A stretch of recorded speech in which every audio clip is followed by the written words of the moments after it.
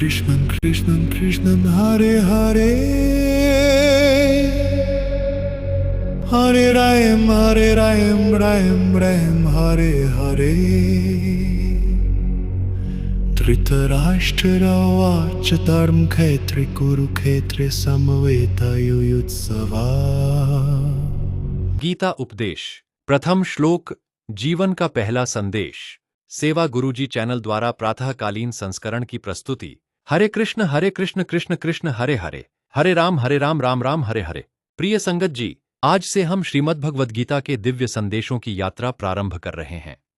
गीता केवल एक धार्मिक ग्रंथ नहीं है, बल्कि जीवन को सही दिशा दिखाने वाला प्रकाश है। आज का पहला श्लोक है धृतराष्ट्र उवाच धर्मक्षेत्रे कुरुक्षेत्रे समवेतायुयुत्सवः मामकाः पांडवाश्चैव किम कुर्वत संजय। धृतराष्ट्र कहते हैं, हे संजय, धर्मभूमि कुरुक्षेत्र में युद्ध करने की इच्छा से एकत्र हुए मेरे पुत्र और पांडु के पुत्र क्या कर रहे हैं। उपरोक्त श्लोक में जीवन से जुड़ा एक गहरा संदेश है। धृतराष्ट्र मेरे पुत्र कहते हैं, लेकिन पांडवों को मेरे भतीजे नहीं कहते, वे केवल पांडव कहते हैं, जबकि उस समय पांडव मर चुके थे। यहीं से समस्या शुरू होती है।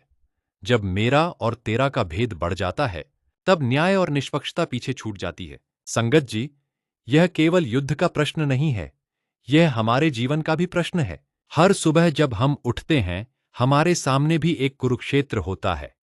हमें निर्णय लेना होता है, आज सत्य का साथ दूं या असत्य का, क्रोध करूं या प्रेम से बात करूं, स्वार्थ चुनूं या सेवा।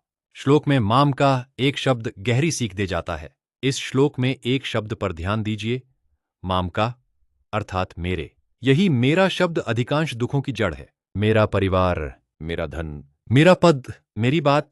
जब मेरा बहुत बड़ा हो जाता है, तब सही क्या है ये छोटा पड़ जाता है। गीता उपदेश में धृतराष्ट्र का अंधापन केवल आंखों का नहीं है, बल्कि वो मन और बुद्धि से भी अंधे थे। धृतराष्ट्र की आंखें जन्म से नहीं देखती थीं, लेकिन उससे भी बड़ा अंधापन था उनका मोह। वे जानते थे कि दुर्योधन गलत है, फिर भी उसे रोक नहीं पाए। धृतराष्ट्र को उनके दरबार के ज्योतिचार्य ने बता दिया था कि उनका सारा पुत्र मारा जाएगा, फिर भी उनके अंदर एक भावना थी कि मेरा पुत्र युद्ध जीत जाएगा।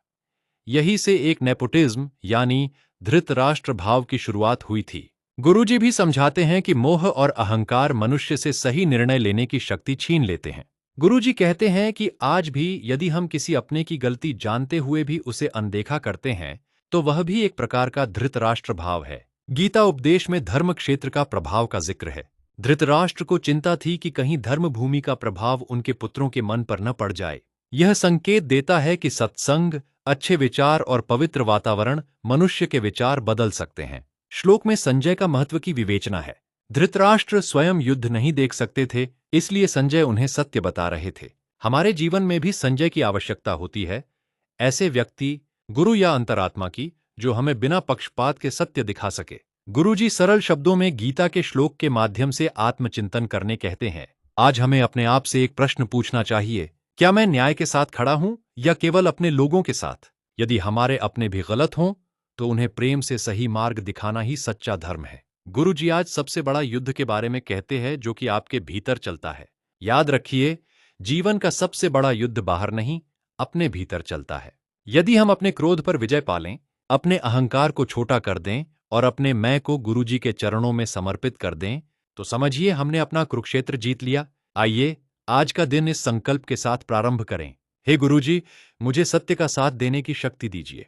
मेरे मन से मोह, अहंकार और पक्षपात को दूर कीजिए। मुझे ऐसा बनाइए कि मेरे हर निर्णय में धर्म, प्रेम और सेवा की भावना हो। इसी प्रार्थना के साथ हम पुनः गीता के प्रथम श्लोक को दोहराते हैं। एयुएम धृतराष्ट्र उवाच धर्मक्षेत्रे कुरुक्षेत्रे समवेतायुयुत्सवः मामकाः पांडवाश्चैव किम कुर्वत संजय। जय गुरुजी। हरे कृष्ण कृष्ण कृष्ण हरे हरे, हरे राम राम राम हरे हरे।